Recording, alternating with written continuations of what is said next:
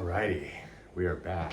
Wow, we're the second video on this in this channel. Let's get the ball rolling. Got some notes here, so we're gonna add a little bit of structure to this video. But welcome back. We are, like I said, video 2 of my docu-series on my quest to pay off all my credit card debt, and that's what we're gonna name this channel. I'm gonna name this channel The Quest to Clear Debt channel. And I am your captain, JW here.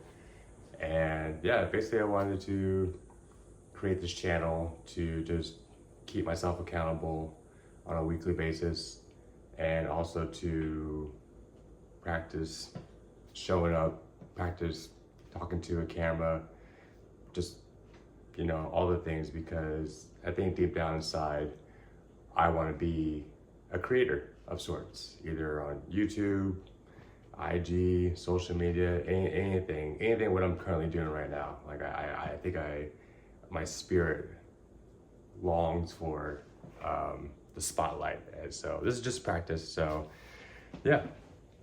So in this video, I'm going to show where I was at the beginning of my journey. I'm gonna showcase my debt. I'm gonna show you guys my accounts. And then I'm going to tell you guys what I'm making currently and like how I'm making money.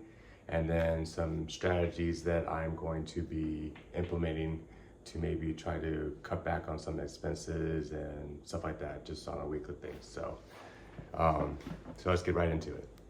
So I guess we should probably start with the beginning. So insert picture here, which I'll probably be editing. So I'll probably put a picture of my debts here. So over here, you'll see that I have 2 credit card accounts. I have one for my Southwest credit card, which I've maxed out. I haven't used it in years because it's been maxed out and it's been paying the minimum on it. So that's been pretty useless. And then my second one is my first credit card, which is my Slate card. That's been kind of like a hit or miss. But so we have those 2, and then I also have a PayPal account here, insert picture here somewhere. So yeah, so basically those are my 3 accounts that I'm going to be focusing on and trying to pay off by next year. So yeah, so I think by what I researched and what I've been listening to on podcasts, there's different strategies, and I think a lot of experts would tell you to, well, actually there's a couple ways you can do it. You can just tackle the lowest amount just to kind of get that psychological win and just get it over with.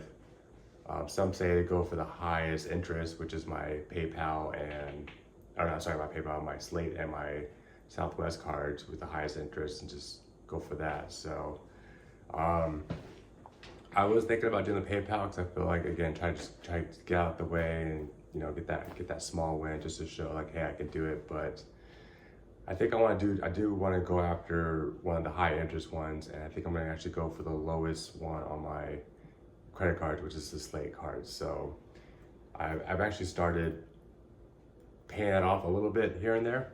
So I'll show you guys later in this video. Basically with that, what I was going to do is I was going to pay $100 a month, or sorry, no, $100 a week, which is 4 times a month, which is $400 a month. So, and by doing the math, if I'd done that every, 4 times every month, I would have paid that off in about 7-8 months, which, like I said, we're trying to pay everything off by next year. So we gotta cut that off a little bit. So I do have some money saved up, as much as I don't want to touch it because it's more for emergency situations and just to have like that security just in case. But it is just sitting there. It's not really doing anything. It's not being invested. It's just sitting there. So I think I'm going to probably use that money to kind of add to what I've been paying every week towards that Slate card.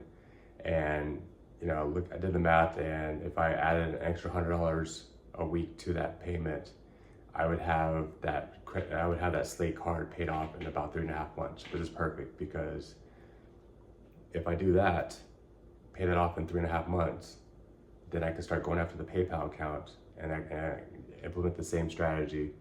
I could probably have that paid off in a couple months. So overall, I can have 2 accounts paid off by the end of this year, which is great. So I think that's what I'm going to be doing going forward. So, like I said, I have been paying off a little bit of that Slate card. So here's my accounts currently. Insert media here.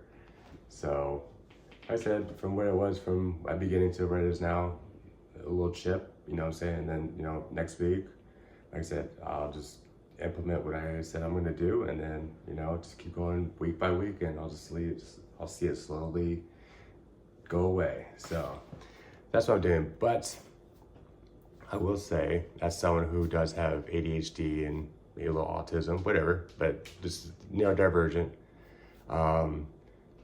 I do have a bad habit of impulse buying.